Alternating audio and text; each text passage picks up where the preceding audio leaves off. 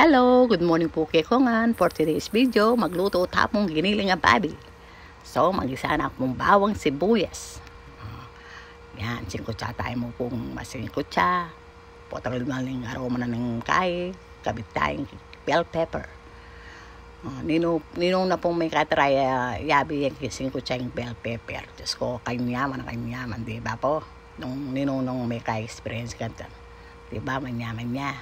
Tapos yan, paglasaw-lasaw yan bagya, walang makapreserya po. Tapos tikpang kaya bayang talagang bilang ko pang preser. Tapos yan, may ngabi ko pong paminta, ampong carrots, dito kabetsin, ikaw yung bala nung nanong buri yung pampalasa. Tuna po kayo, tapos yan, go. Basta't po ating ko pangakakita bobo, patugutang gugogo. Ayan ta, manuto ng lasa. Tsaka bayang manyaman siyempre.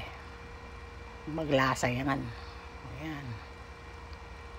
Basta't po patugutan. Tapos po ang tiyan ng may lasa ko na ngayon. Siyempre, add na tanitang kaya katang tomato sauce. Tapos, takpan tayo kanya manganta.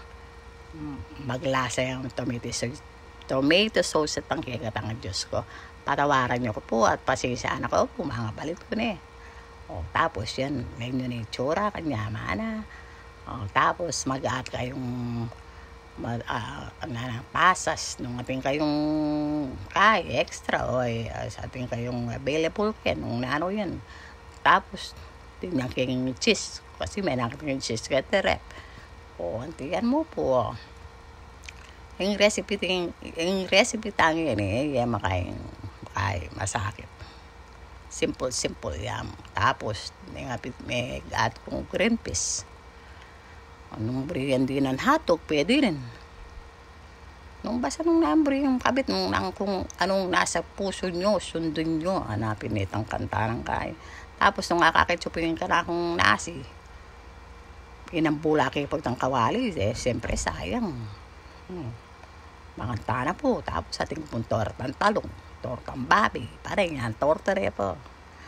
Siya, kita mo po, sana po may ranap kayo. Thank you for watching. Babush!